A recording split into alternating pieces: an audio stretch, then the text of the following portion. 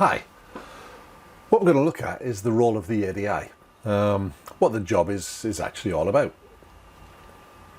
If we look at the car here, it's travelling from left to right on your screen, it's heading towards where the red cross is. That's a potential incident. This is akin to what we're looking at when we look at the hazard perception test. We see lots of potential incidents. We mustn't click the button until that hazard develops, i.e. requires some input from the driver of the vehicle approaching it, other than just keeping an eye on it.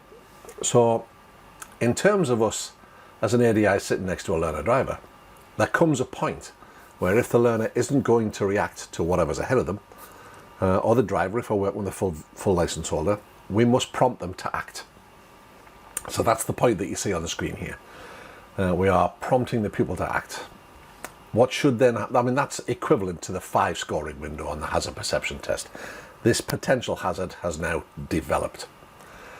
So if they don't react to the prompt, we must then escalate our intervention, and that then becomes perhaps a command. The command will be repeated and it will start quieter and get louder. For example, brake, brake, brake, brake, brake, brake, brake. Once we've given that command for the pupil to act, they should act. If they don't, that's when we jump in and keep everything safe. That would be the equivalent of the scoring window 1 on hazard perception. So we have an escalation of our intervention here, a hierarchy, if you like. So if we want the pupil to act here, and we have to give them a prompt, with the theory that prevention is always better than cure, we should be acting before that. There's a prevention zone here. This is where we're drawing their attention to what it might be ahead. Have you seen? Are you aware of? What is your plan for? In order for us to be intervening in that manner, we need to see it here in this, what I've labeled early vision zone. This is much earlier than we would look at these things as a driver. Much, much earlier. Because as a driver, this is our normal zone of vision. We can cope with anything that's ahead of us, up to and sometimes even a little bit beyond that potential incident there, and cope with it admirably and not get into any kind of trouble. But we've now got to get somebody else to do that. And there's going to be a bit of a delay in between us telling them what to do, them thinking about it and then doing it. So our zone of vision needs to stretch to this. This is the required zone of vision. So we need to get our eyes further along the road to give us time to think about what, spot it firstly, think about what we're going to say, formulate it, say it, give them time to hear it, work it out and react. So we're going to develop these skills because we're dealing now in tests that don't test your subject matter and necessarily knowledge. They're competence tests. So the competence that's being assessed at part 2 is that you spot things early and you don't get caught out by them. We remove the suddenly from our driving by seeing things early and adapting. So the skills we're building at part 2 all also play into the part 3 end of things. We're getting our eyes on main beam.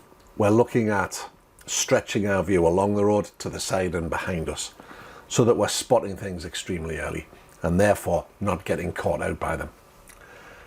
Our part 3 skills are really about, once we've seen it, having the learner react to it ahead of time if possible, but if not, then we need to intervene with our mouth, with our hands, with our feet.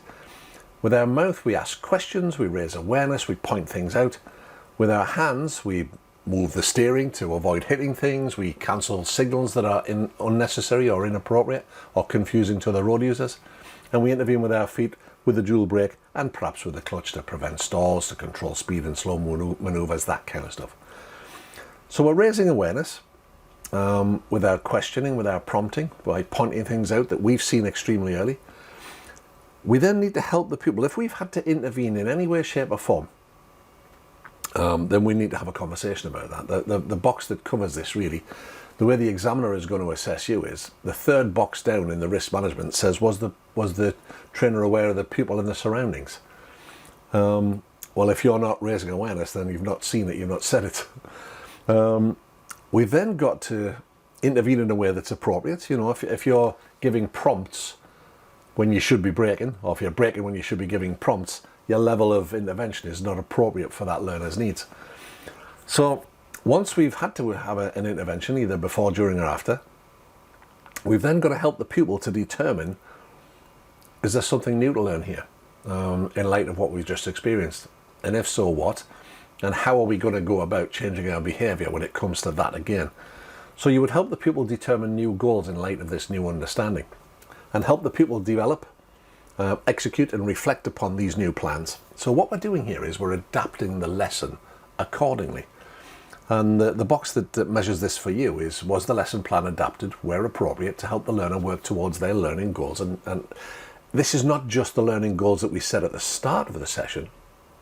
This is also the goals that come up as a result of what we've experienced during the session. And we would then either add this new goal to the existing one, or we might replace it if it's more safety critical. So that's what you're being assessed on this exam. That can you put together plans that help the learner, or can you identify the learner's goals? Can you put plans together that help them to pursue and meet those goals? Are you able to observe what's going on and input accordingly, and then help the people learn from it and adapt the lesson thereafter? That's all the job is. It's all the job's ever been, really. Now, there are a lot of other videos that are going to help you with developing these skills here, the intervention skills, the prompting, the questioning, and the ability to see things earlier, but we'll deal with those in separate presentations. I hope that makes sense, and I look forward to seeing you in the next presentation. In the meantime, thanks for listening, and I look forward to seeing you soon. Bye-bye now.